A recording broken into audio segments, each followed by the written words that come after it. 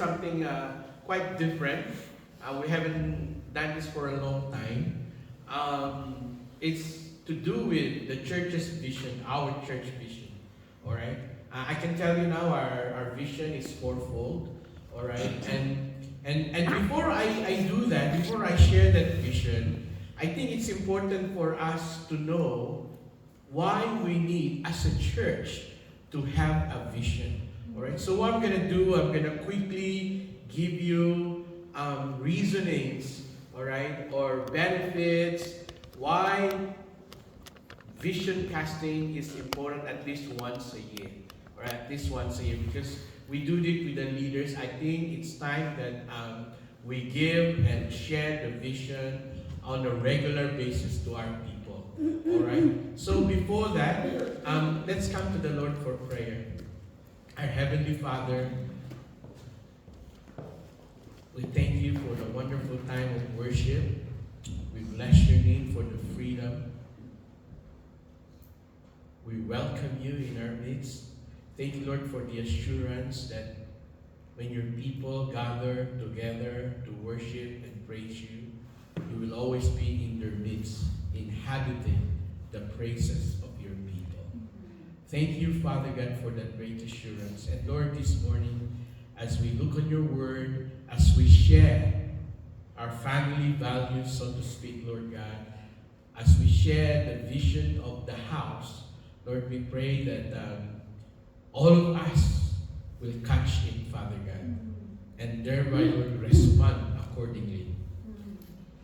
We pray that your Holy Spirit will continue to fill us afresh and empower us and give us the grace to accomplish whatever it is that we have set ourselves to accomplish. Thank you, Father God.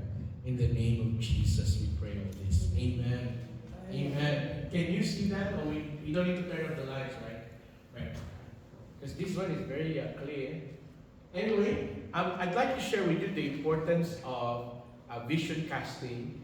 And more importantly, I'd like to share with you our vision as a church, so that we know what we need to do as a church, as individuals. But before that, as a way of an introduction, we must know that vision casting is not really just a modern leadership trend, all right? It's actually deeply biblical, all right? Throughout the scriptures, God reveals His purposes, and faithful leaders always communicate that vision so clearly so that the people can align with it. All right.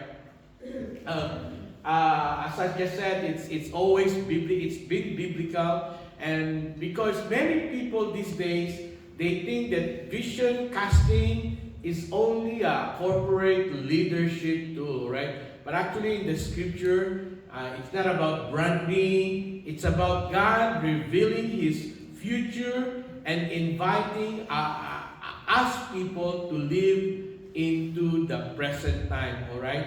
I want to read a portion of the scriptures in Habakkuk. All right.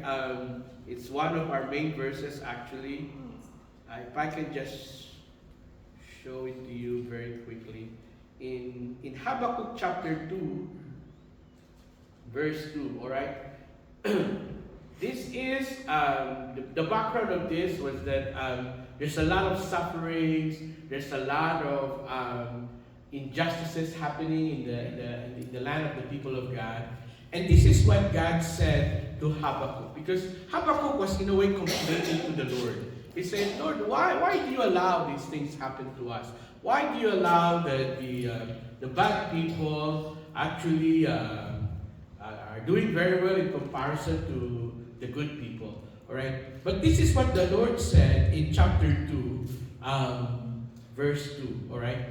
Then the Lord answered me and said, write the vision and make it plain on tablets, that he may run who reads it. For the vision is yet to come, is yet for an appointed time, but at the end it will speak, and it will not lie. Though it tarries, wait for it, because it will surely come, it will not tarry. So in other words, even in the old days, right, in the pages of the Old Testament, vision casting and vision, writing the vision is always and has always been biblical, all right? And this morning, before I share our own vision as a church, all right, I want to share very quickly only 8 reasons, all right, why we think and why we know that vision casting is very important, all right? It's more to do with how, as a family of God, actually do well in the church in our time today. All right. All right. Let's have a look. Write the vision, make it plain. Right. Let me give you 8 reasons. All right. 8 reasons. Number 1, we need the vision, and I will just read very quickly, to prevent us from spiritual drift. All right. Well, what do you mean, Pastor?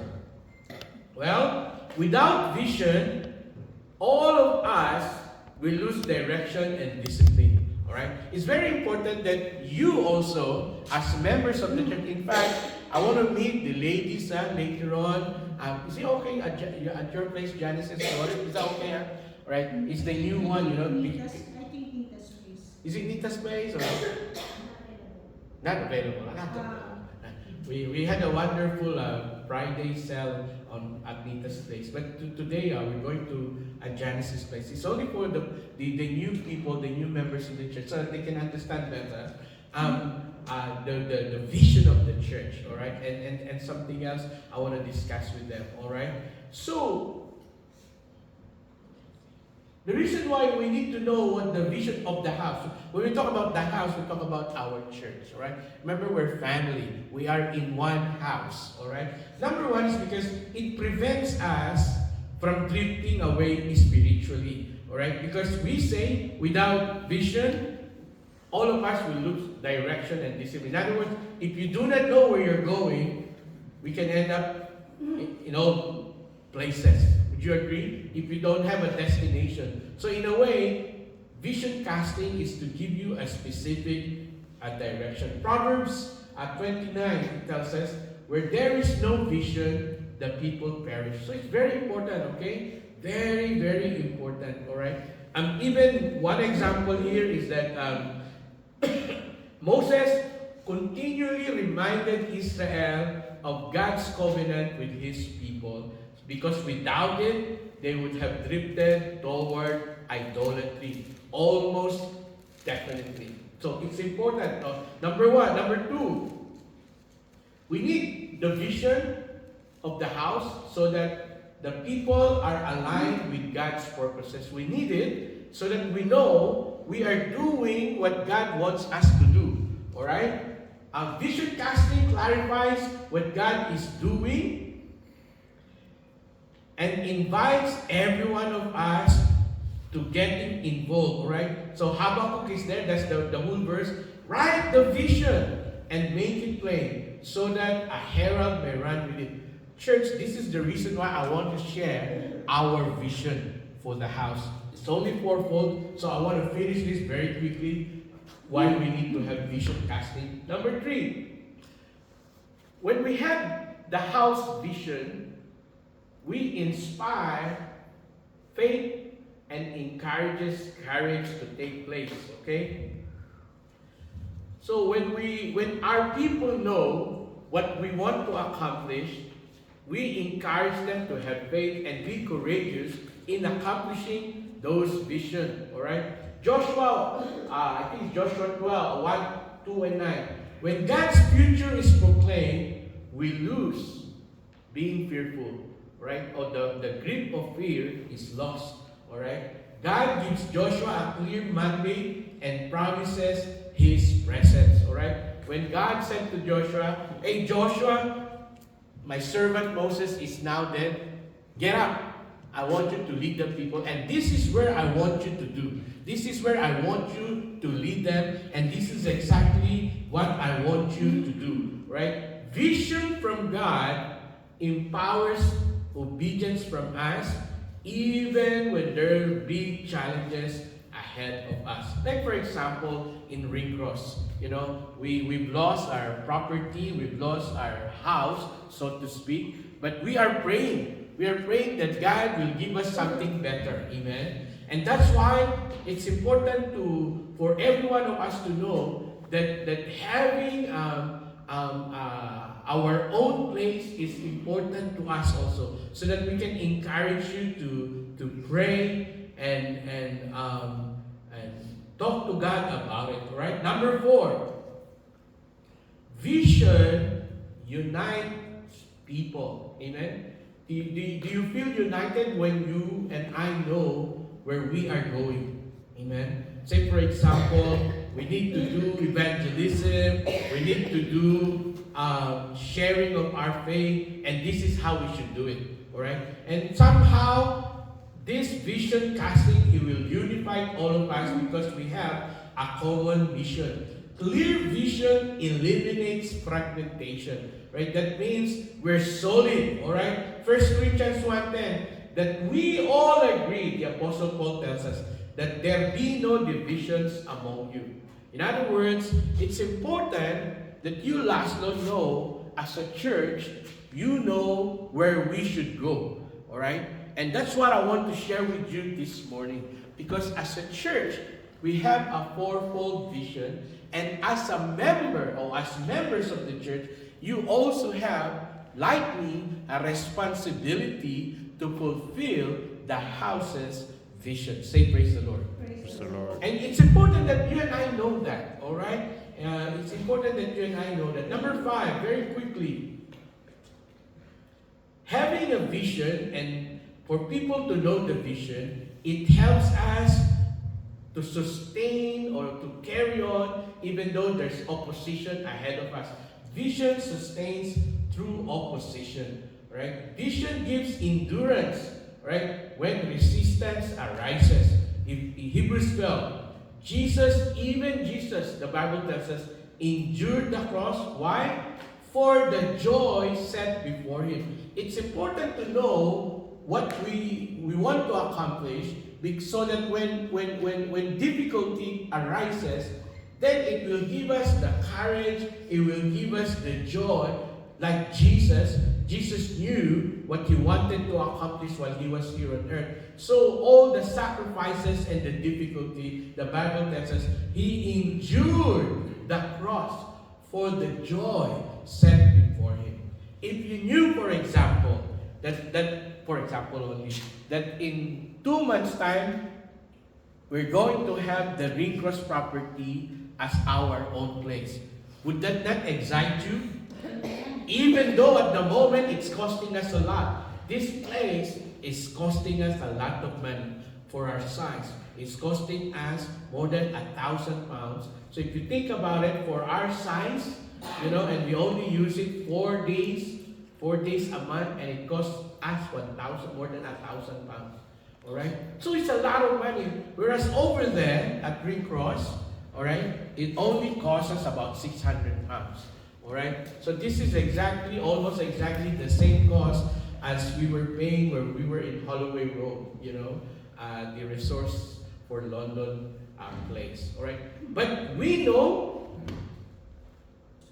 that one day God will give us a better place. So it's okay, right? We can endure this, alright? This is only for a season. We are in a different season at the moment. And that's why it's important to know, for you and me to know, where we want to go together, alright? Number 6. It's important to know what the vision of the house is because it clarifies stewardship and responsibility, alright? Vision defines what we are accountable for.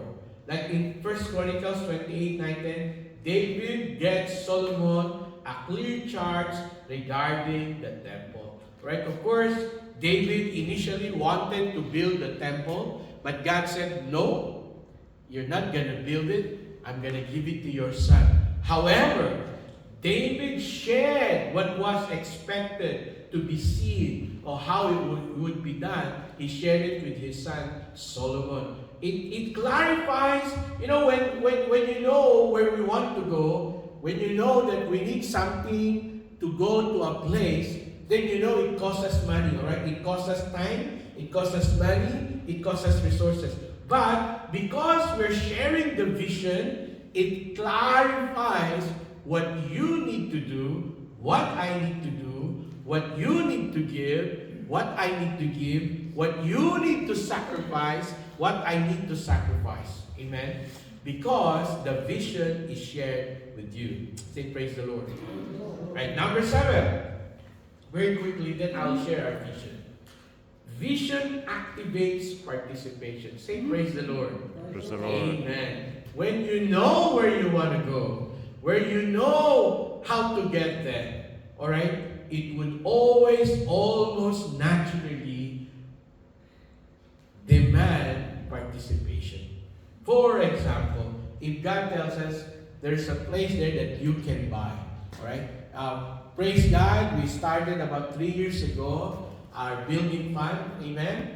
And people responded, but we need to continue it, right? At the moment, I can tell you we have 40,000 in our building fund. Say praise the Lord. Amen. 40,000 for our size. That's a lot of money. And that's because many of you have given. But we need to continue giving, all right? Because we don't know what's going to happen. 40,000 is not even enough to pay for a deposit, to pay for a deposit. Actually, just a few weeks ago, we in Croydon, we nearly bought a property, but it fell through, all right? And it was very cheap in Croydon, a very massive place. It was only for 450,000 pounds, very cheap, but God didn't allow us to have it, all right? But it's very cheap, 450. Here in the area here, the cheapest one is 1 million to 1.5 million. We only need 1.5 million to buy it. That's all we need, all right? Because we got 40,000 already. All we need is 1.5 million. Praise God. But that's the thing, you see, when we know where we want to go, then we would encourage everyone to participate. Sometimes you need to participate by sacrificing your time or in getting involved in, I don't know, some of our hospitality staff are now kept by Roy and Janice. Say praise the Lord. Amen. So that my car and Edward's car, we can put all these instruments and we can accommodate people also. All right. So thank you, Roy, for doing that. It's called participation. It's called participation. Vision activates participation. Vision, we say, is not really just information. It invites people to get involved. Ephesians 4:12, 11 to 12. Leaders equip the saints for the work of ministry. And this is what I want to speak to with our ladies, some people, and any one of you who wants to join us, you're welcome to join, all right? We're going to have tea and coffee only, all right? We're going to have tea and coffee unless you behave, maybe. We're going to go and discuss not just the vision of the church. There are things that we want you to know as members, as new members of our church, all right? Praise the Lord. Stewardship and responsibility. And lastly, vision reflects the nature of God. What do you mean? Well, God is visionary. Did you know that? Did you know that from the moment that man fell to sin, God had already envisioned what He wanted to do to us and for us. Amen. He already planned, He already had the blueprint how Jesus would come to earth. But before that, He had to do certain things. He had to have the law. He had to do the ceremonial duties, and He had to do, and then He had to do the covenant. He had to choose certain people. But from the moment that Adam and Eve sinned, God had already envisioned what He wanted to do. All right, because God is a visionary that He reveals the end from the beginning. Isaiah 46:10, declaring the end from the beginning. From Abraham to Revelation, God already unfolds a redemptive storyline. Did you know? I know we've been talking about this even as early as Abraham. But we know even from the creation, when the moment when Adam and Eve fell into sin, we talk about God giving them the skin, the sheepskin to cover their nakedness. Sometimes nakedness in the Bible represents our wickedness. Amen. And did you remember Adam and Eve tried to cover it with leaves? Do you remember? And sometimes people would try everything on themselves to cover their wickedness. Isn't it? Isn't it the same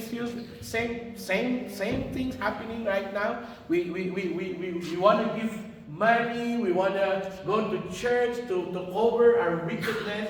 But God said that's not enough. You need to cover it with the blood. That's why we said, by implication, the sheep's skin actually tells us that there was an animal that died for that in order for them to be covered by cover their nakedness. In other words, church, even from the very beginning. Oh, what about this one? We're always struggling to understand why Abel's offering was considered better than Cain. Right? The two children, the two sons of Adam and Eve, remember? The Bible tells us Abel's offering was accepted by the Lord, but Cain's offering was not. But they offered the best, both of them the best. The Bible tells us that Abel offered what? Animals, right? He offered the best animals, right? The best animals that he could offer. But Cain offered the best vegetation. What's the word? Crops, best crops, right? They're both the best, right? But it's not, the Bible tells us that God said this, if you had only did the right thing. In other words, there are offerings that are acceptable and there are offerings that are not acceptable to God. Say amen. Amen. In other words, the killing of animals, the blood has always been part of God's vision and how to save humanity. And that was, of course, the blood of the Lamb. Amen? What about Genesis during the Passover? Isn't it? Even from Moses, even starting from Pharaoh, what did God say? Kill a lamb, the best lamb, all right? The best lamb. And when you have killed the lamb, what did God say? Put the blood stain on your doorpost. Whoever has the blood on their doorpost, the angel of death would not go in and kill your firstborn. The angel of death would what? Pass over what would save you. It's the same thing. It's only a picture. God is preparing them that always the blood is the one that will save you. Amen? That's why even from the Old Testament, it's always been the blood. And that's why when Jesus appeared to John the Baptist, he said, behold, the Lamb of God. He was actually referring to the situation in Genesis. Behold, the Lamb of God that takes away the sin of the world.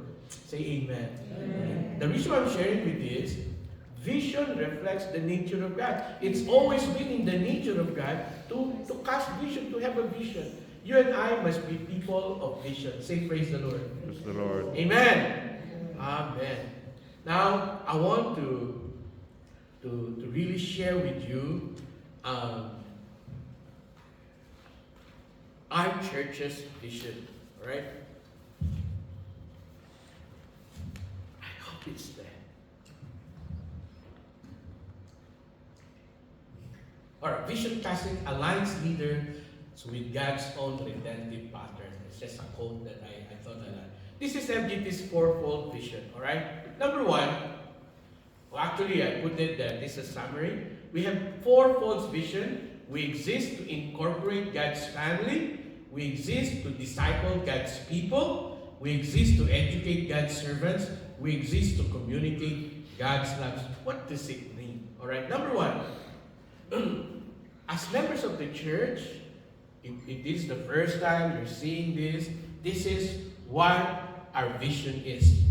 We exist to incorporate God's community or God's family. Ephesians 2:8 and 9. You are no longer strangers and aliens, but fellow citizens, members of the household of God. The gospel does not merely save individuals, it creates a family among us. Alright? In Acts 2 even, the Spirit fell and immediately, and they devoted themselves to fellowship. They broke bread together and they shared possessions. What does it mean for us? To incorporate means, I think it's here. No.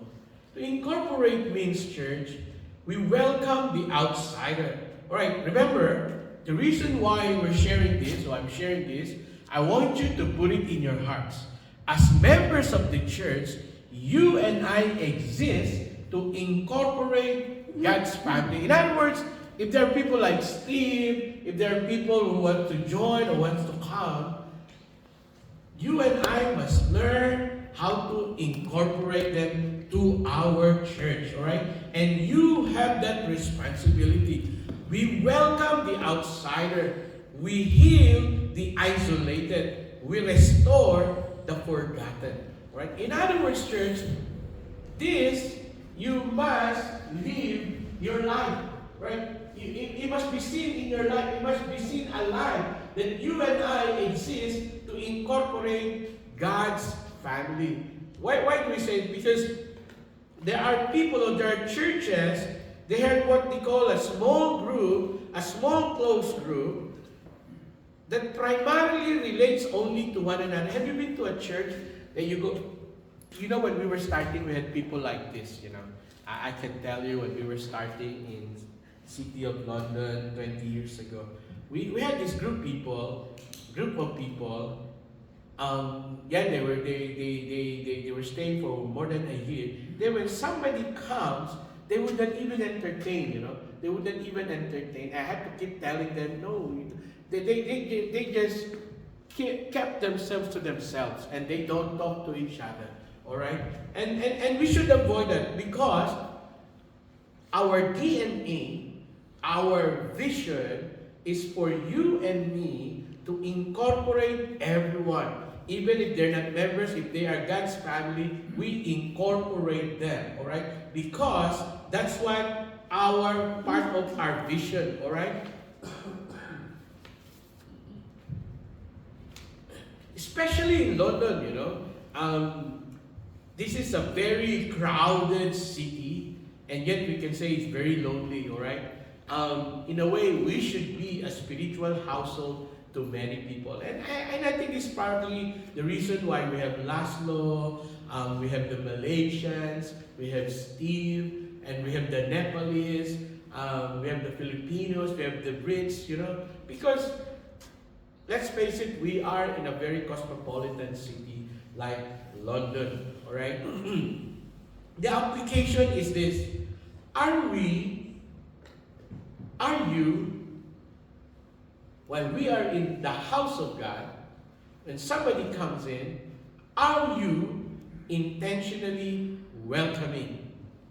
Do newcomers become family or they just attendees?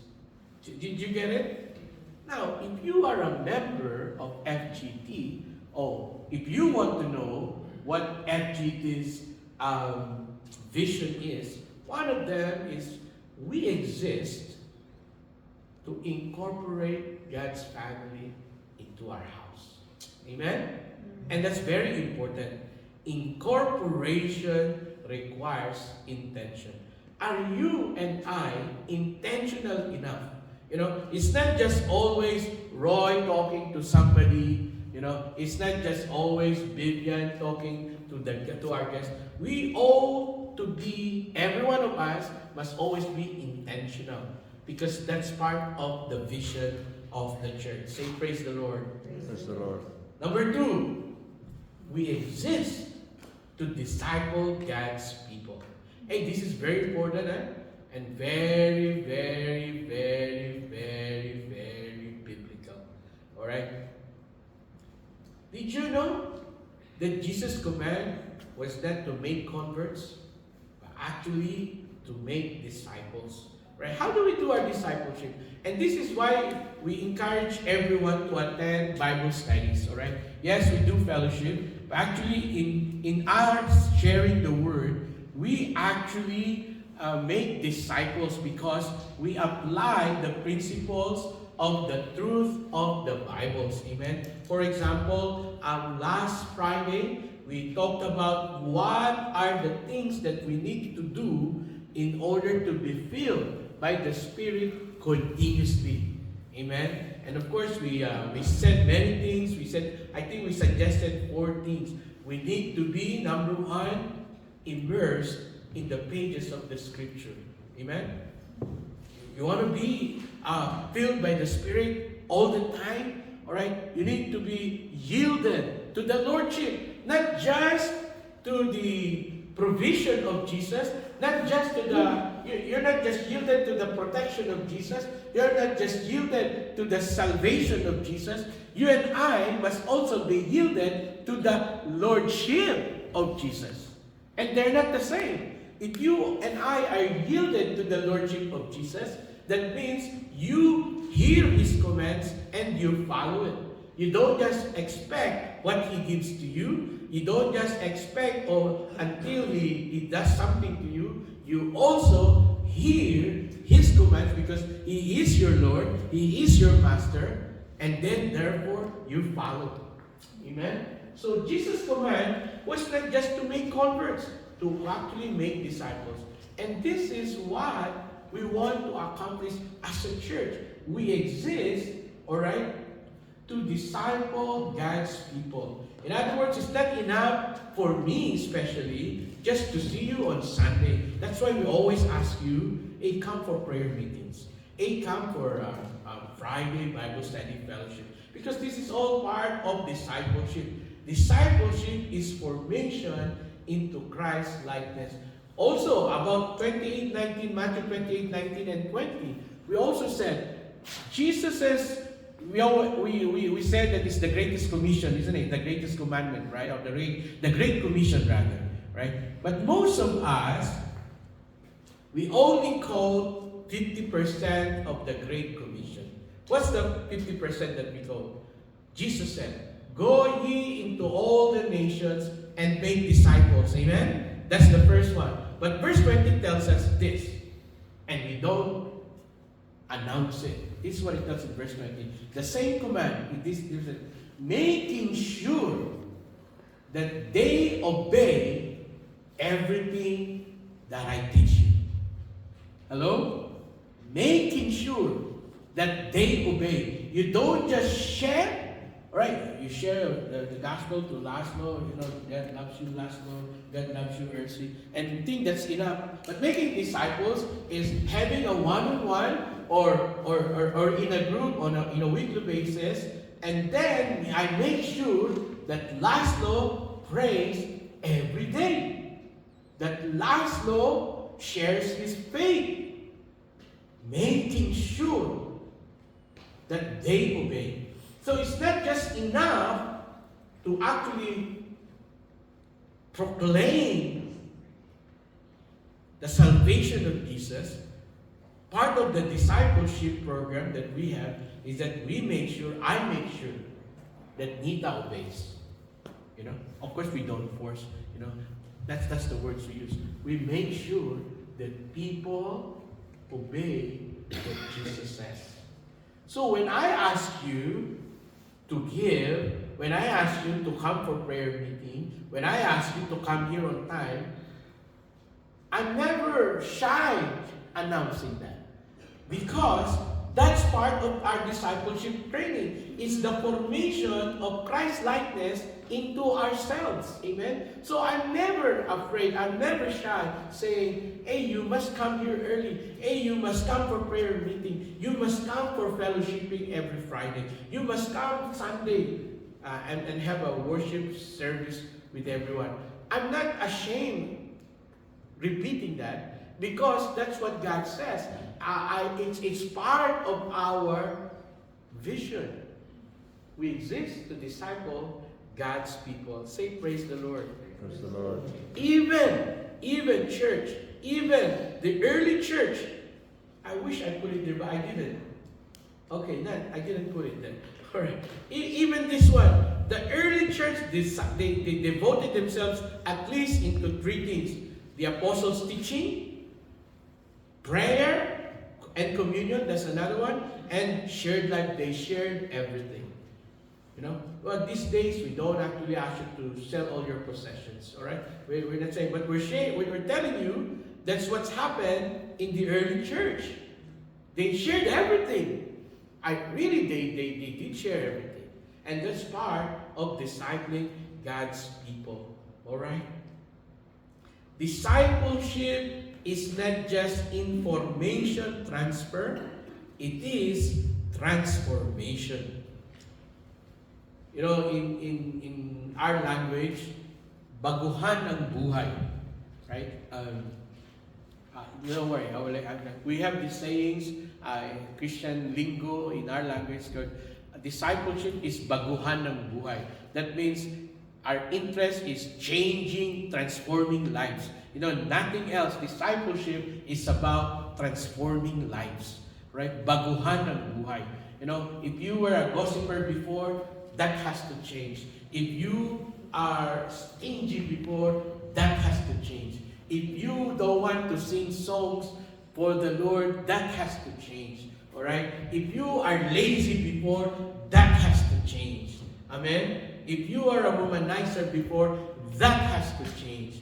If you have a gambler before, that has to change. Amen? Because discipleship, alright, is all about not just information transfer, but also its transformation. Discipleship shapes people who forgive radically, who live holy lives, who practice justice, and reflect resurrection and hope. Amen? The question is this, church. Are we growing? Are you growing spiritually? Are you really growing? And I hope you do. Are you accountable? Or are you discipling somebody? And these are the things we want to discuss with the new people. Alright? With the new people. Are you growing? And if not, I want to know why you're not growing. Because it's all about discipleship. Alright? Why are you not growing? A church that's not disciple will also drift. Alright? Will fall away, will die. Okay? That's why it's important that you, I know we have new people here, new Christians here. Maybe it doesn't make sense to you. But it's important that you get discipled. Right?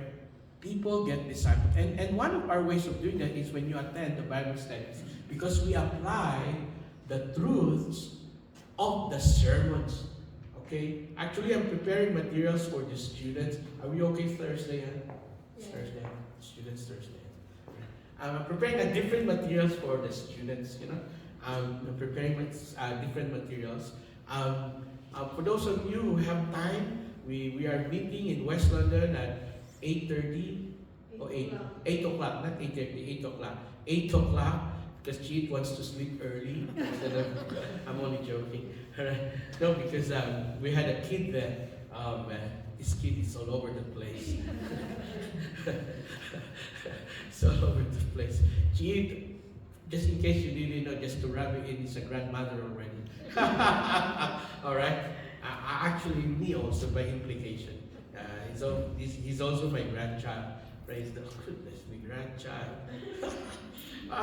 Anyway, Thursday, 8 o'clock at Cheat's house in Ladbroke Road, right? Very accessible, a few minutes away from Ladbroke Road stations. And if you are in the local area, I can give you the bus numbers also. The point I'm making is this. You and I are called to make disciples, right? And that means work. You don't just, I know we've been sharing we've been tracting, right? We've been sharing to some people, but that's just the first phase, the first stage. Actually, we really should sit down and go to Friday cells, and this is how we apply. That's why I don't know if you know my style on Friday. I want to make sure that it's applied. It's applied. You know the application of the message. All right. That's the most important thing. Because if we as a church we do not disciple, we will also die. All right. We also exist. Part of our vision, part of our fourfold vision is we exist to educate God's servants. How many of you, honestly, I want you to raise your hand. I will not be offended, all right? I will not be offended. How many of you are blessed by the word that you hear on Sunday here? Amen. Honestly, no, it's okay. All right, 3 people, praise the Lord. No, that's good. That's good to know because I do my best. I do research. Most of them I just research, and then of course we pray, you read the Bible, you do the sermons, you do make an outline, and then I try to contextualize it. That's applicable to you and me, all right? That's the way to do sermons, all right? There's no point, getting somebody's word and then you just preach it. It's a speech, that's not sermon. It has to have meaning in the lives of the congregation. Say praise the Lord. Amen. It has to be transformational. If I preach it is not transformational, then it's a speech. It's a piece of paper that I just want you to hear. But the difference between sermons and the blessings that we should hear in our churches is something that will change you into being Christ-like. Say praise the Lord. Praise the Lord. Like for example, the last week, it's what we need to do to be spirit-filled. Because we need to be spirit-filled. Amen? Of course, we're not perfect. No one is perfect, all right? And someone's spirituality is probably higher than the next person, all right? The next person to you. And that's okay. And that's why it's important that we have to be educated, all right? Because that's also part of our vision, right? For Ephesians 11:12, to equip the saints for the work of ministry. The role of leadership is not to perform, it is to prepare ministers. Right, don't be scared of that word ministers, all right? It sounds very religious, all right? All that means is servants, that's a good word for servants, all right? Or service people. Because what that means is minister is to give service to, right? That's what it means. So what in our vision, we try to educate everyone in order for them to be servants. That's why it's called the servants, all right? Because that's what minister means, to serve, to minister, all right? So don't be confused by that religious word there, but that's actually what it means to prepare you and me to serve. Those who serve more, those are the ones that God lifts up. Say praise the Lord. So don't be frightened.